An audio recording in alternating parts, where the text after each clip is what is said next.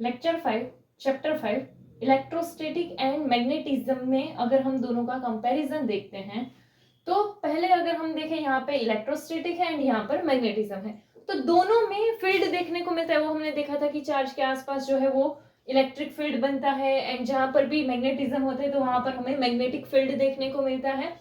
And जो electric field है उसे हम किससे लिखते हैं, ई से लिखते हैं। वही मैग्नेटिक फील्ड को हम किससे लिखते हैं, बी से लिखते हैं।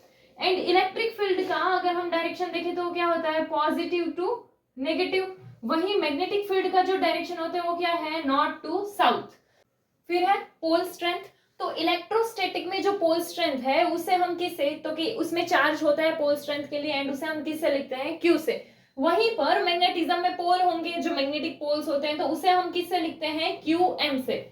देन डाइपोल मोमेंट की हमें इलेक्ट्रोस्टैटिक एंड मैग्नेटिज्म दोनों में ही डाइपोल मोमेंट देखने को मिलता है। इलेक्ट्रोस्टैटिक के डाइपोल मोमेंट को हम इलेक्ट्रिक डाइपोल मोमेंट बोलते हैं एंड उससे किससे लिखेंगे, पी से। वही मैग्नेटिज्म का जो डाइपोल मोमेंट है उसे हम बोलते हैं मैग्नेटिक डाइपोल मोमेंट एंड उससे जो है हम किससे लिखते हैं, एम से। नाउ दोनों का अगर फॉर्मूला देखें तो यहाँ पर क्या है, 2aq एंड यहाँ पर क्या है, qm2l। तो यहाँ देखो ये 2a जो है वो क्या है, तो कि वो जो है दोनों चार्जेस के बीच का डिस्टेंस होगा डाइपोल में। सेम वे यहाँ पर जो 2l है वो दोनों पोल्स के बीच का डिस्टेंस, यानी कि ये मैग्नेटिक लेंथ होगा। एंड यहाँ पर क्या है, तो कि यहाँ पे Q चार्ज है एंड यहाँ पर क्या है, मैग्नेटिक पोल। अभी दोनों में जो कांस्टेंट यूज होते हैं वो अगर हम देखें तो इलेक्ट्रोस्टैटिक में जो कांस्टेंट यूज होता है वो क्या है, 1/4πε0 एंड ये क्या है, K है। वहीं अगर हम मैग्नेटिज्म में देखें तो उसमें जो कांस्टेंट यूज होता है वो है μ0/4π। देन अगर डाइपोल मोमेंट यहाँ पर हमने देखा, बट डाइपोल मोमेंट का डायरेक्शन देखें तो यहाँ पर जो इलेक्ट्रोस्टैटिक में डाइपोल मोमेंट का डायरेक्शन है वो होगा negative charge to positive charge. वहीं पर मैग्नेटिज्म में जो हमें डाइपोल मोमेंट देखने को मिलेगा वो होगा साउथ टू नॉर्थ। सी यहाँ पर देखो, जैसे इलेक्ट्रिक फील्ड क्या है, पॉजिटिव टू नेगेटिव, तो यहाँ डाइपोल मोमेंट क्या आ गया, नेगेटिव टू पॉजिटिव। वहीं यहाँ पर मैग्नेटिक फील्ड क्या है, नॉर्थ टू साउथ, तो जो डाइपोल मोमेंट आ गया वो क्या है, साउथ टू नॉर्थ। तो एंड यहाँ पर ये जो है कांस्टेंट में कि 1/4πε0 यहाँ पर क्या है, μ0/4π। तो ये 4π एंड 4π तो सेम है, तो हम क्या बोल सकते हैं कि 1/ε0 जो है उसकी जगह पर क्या होगा, μ0। इसके अलावा हमने जो है फॉर्मूलाज देखे थे, वो फॉर्मूलाज जो है कि डाइपोल है तो डाइपोल के एक्सियल पॉइंट पर इलेक्ट्रिक फील्ड फाइंड करने के लिए, फिर उसके इक्वेटोरियल पॉइंट पे इलेक्ट्रिक फील्ड फाइंड करने के लिए फॉर्मूला देखे थे। तो वहीं अगर हम पहले उसका इक्वेटोरियल पॉइंट वाला देखते हैं तो इक्वेटोरियल के लिए हमें जो फॉर्मूला मिला था वो क्या था, -kp/r3 ऐसा था। एंड ये k की जगह क्या पुट कर सकते हैं, तो कि 1/4πε0, तो इसीलिए यहाँ क्या है, 4πε0 p एंड r3।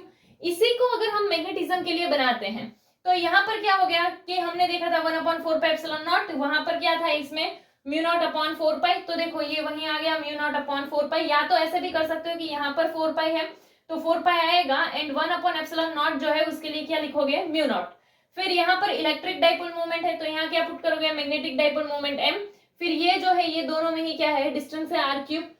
फिर अगर एक्सियल पॉइंट देखें तो एक्सियल पॉइंट में जो फॉर्मूला आया था इलेक्ट्रोस्टैटिक में वो क्या था, 2kp/r3 था। एंड k की जगह वैल्यू पुट करोगे 1/4πε0, इसीलिए यहाँ पर नीचे जो है वो ऐसे है कि 4πε0। देन ऊपर क्या बचेगा, यहाँ पर 2np, तो यहाँ पर आ गया 2np एंड नीचे क्या है, r3। तो इसी से अगर हम ये मैग्नेटिज्म वाला देखेंगे तो 2 है, इसके लिए 2 आ जाएगा। एंड यहाँ पर जो है ये इलेक्ट्रिक डाइपोल मोमेंट है तो यहाँ पर क्या आ जाएगा, magnetic dipole moment. And then यहाँ पर जो है क्या 1/4πε0, उसी के हिसाब से यहाँ पर जो कांस्टेंट है वो क्या है, μ0/4π। Then r3 and r3। तो ये भी हम दोनों को ऐसे कंपेयर कर सकते हैं। इसके अलावा हमने जो है इलेक्ट्रोस्टैटिक में एक देखा था कि जब कोई भी एक्सटर्नल इलेक्ट्रिक फील्ड में डाइपोल रखते हैं तो उसमें टॉर्क प्रोड्यूस होता था एंड वो टॉर्क जो है वो हमें कैसे, तो कि P×E से मिलता था। तो सेम वे अगर एक्सटर्नल मैग्नेटिक फील्ड प्रेजेंट है एंड अगर हम उसमें कोई भी मैग्नेटिक नीडल या बार मैग्नेट को रखते हैं तो उसमें भी हमें टॉर्क देखने को मिलेगा एंड वो टॉर्क जो है वो किसके, तो कि M×B के हिसाब से होता है ना। उसी यहाँ पर P जो है वो क्या है, इलेक्ट्रिक डाइपोल मोमेंट, तो यहाँ पर वही आया मैग्नेटिक डाइपोल मोमेंट। देन यहाँ पर क्या है, इलेक्ट्रिक फील्ड, तो यहाँ पर उसके साथ क्या आया, मैग्नेटिक फील्ड। देन हमने उसमें एनर्जी देखा था कि जब एक्सटर्नल फील्ड में प्रेजेंट है तो उसका जो एनर्जी होगा वो क्या होगा, तो वो कितना आया था, -P.E। तो इसमें भी क्या होगा, -M.B। तो ये जो है कि किसके लिए, इलेक्ट्रोस्टैटिक में जो चीज है वही मैग्नेटिज्म में क्या होती है वो हमने देखा। नेक्स्ट अभी हमने देखा कि इलेक्ट्रोस्टैटिक में जो है वो क्या 1/ε0 है, तो वहीं पर मैग्नेटिज्म में हमें क्या देखने को मिल रहा था, म्यू नॉट। तो ये जो ε0 है वो क्या है, परमिटिविटी ऑफ वैक्यूम। वहीं पर जो म्यू नॉट है वो क्या होता है, परमिएबिलिटी ऑफ वैक्यूम। एंड यहाँ पर ये जो ε0 है उसका वैल्यू क्या था, 8.85 इंटू 10⁻⁻12। वही म्यू नॉट का वैल्यू अगर हम देखें तो म्यू नॉट का वैल्यू क्या होगा, तो म्यू नॉट का वैल्यू होगा 4 पाई इंटू 10⁻⁻7। देन अगर सपोज कि हमारे पास दो पॉइंट चार्जेस हैं एंड उन दोनों पॉइंट चार्जेस के बीच का इलेक्ट्रिक फोर्स अगर हम देखें तो उसका फॉर्मूला हमने क्या देखा था, K(Q1Q2)/r² देखा था। तो यहाँ एंड K का वैल्यू पुट कर देते हैं तो 1/4πε0 Q1Q2/r²। यही चीज अगर हम मैग्नेटिक फोर्स के लिए देखते हैं कि दो मैग्नेटिक पोल्स हैं एंड उन दोनों मैग्नेटिक पोल्स के बीच का जो मैग्नेटिक फोर्स है तो वो क्या हो जाएगा, यहाँ तो कि 1/4πε0 है, वहीं पर यहाँ क्या आ जाएगा, μ0/4π। देन यहाँ पर ये जो जहाँ चार्ज है वहां पर इसमें क्या आएगा, मैग्नेटिक पोल्स आएंगे, तो Qm1 एंड Qm2। फिर r² दोनों में अपॉन में r² ही आएगा, r जो है वो क्या है, डिस्टेंस है।